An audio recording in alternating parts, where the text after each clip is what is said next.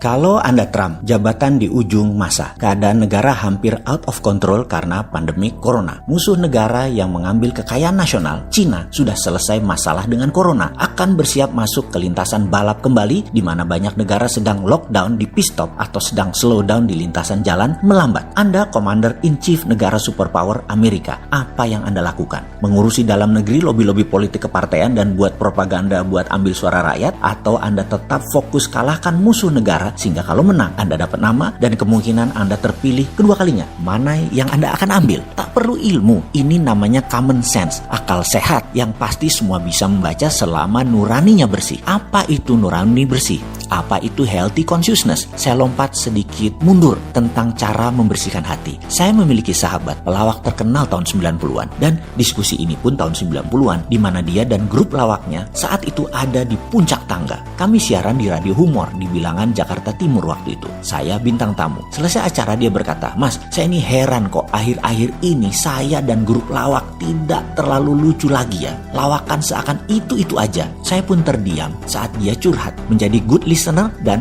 all ear adalah cara terbaik menjadi teman curhat dan no comment. Karena pada dasarnya semua problem menimpa seseorang yang bisa menyelesaikan ya orang itu sendiri. Paling baik Anda sedikit bertanya dan bukan untuk menyelesaikan masalahnya juga. Untuk mereka yang lagi talk terapi ini melebar saja bicaranya. Pokoknya Anda jangan coba-coba kasih nasihat aja. Anda bisa kena yang namanya Mesias Syndrome. Kapok kok nanti. Saya bertanya, "Mas tinggal di mana sekarang?" Dia jawab, "Pondok Indah." Dia kemudian diam sejenak lalu dia melanjutkan, "Apa gara-gara saya pindah ke Pondok Indah ya? Rumah nyaman, keamanan security-nya tinggi, tidak bising, bersih. Namun saya tidak berinteraksi dengan manusia kebanyakan. Kalau di rumah lama di Cipinang tiap tahun sih memang banjir. Tapi ada anak-anak nongkrong di gang, ngecengin orang lewat, celetak-celetuk berbalas ledekan, dan lelucon segar. Diskusi ngalor ngidul, tapi kekinian. Dan ini seru." Kemudian dia melanjutkan, "Wah, saya harus balik lagi nih kayaknya tinggal di sana. Nongkrong di sana lagi. Balik seperti 20 tahun yang lalu." Singkat cerita, dia memutuskan kembali ke rumah lama. Rumah di Pondok Indahnya hanya kalau liburan, jadi vacation house. Sejak saat itu penampilannya di media kocak lagi, seger lagi, rame lagi, lucu lagi. Saat ini mereka sudah pensiun, menikmati prestasi mereka di masa lalu. Dan apa moral story cerita sahabat saya pelawak dengan judul paragraf di awal informasi ini? Banyak sekali manusia, dan itu manusiawi,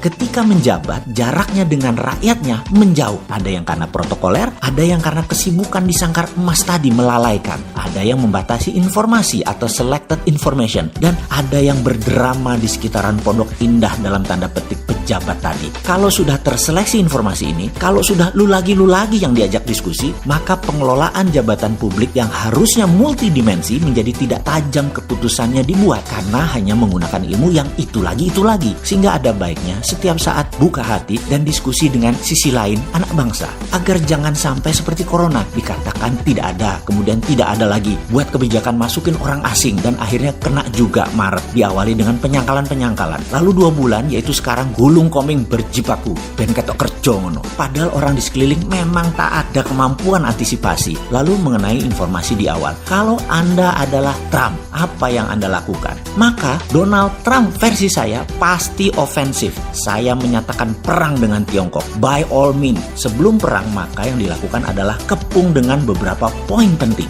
Misalnya, batasi atau blok energi ke Tiongkok. Cek, sudah dilakukan. Batasi aliansi Cina dengan Rusia. Cek, sudah dilakukan. Lakukan lobby-lobby politik ke para sekutu dan calon sekutu. Cek, sudah dilakukan. Mike Pence sudah manuver ke semua negara dan Trump sudah telepon-teleponan hampir ke semua negara dunia termasuk ASEAN. Dan ada lagi yang penting, di sini Indonesia perannya sangat besar. Salah langkah catur ini bubrah Indonesia. Ini buah si malakama. Ini world class move atau langkah grandmaster yang akan membuat Indonesia menjadi negara yang tadinya mediocre menjadi negara kelas dunia atau menjadi negara buku 1, masuk menjadi world domination country ke depannya. Saya beri kata kunci, choking point. Kendalikan hal itu. Indonesia akan menjadi world domination. Sejarah Valencia bisa terulang menjadi negara termakmur di Eropa karena memainkan choking point ini dengan baik. Semoga informasi ini yang ditujukan kepada pejabat negara yang saat ini menjalankan pemerintahan bermanfaat. Kalau nggak tahu,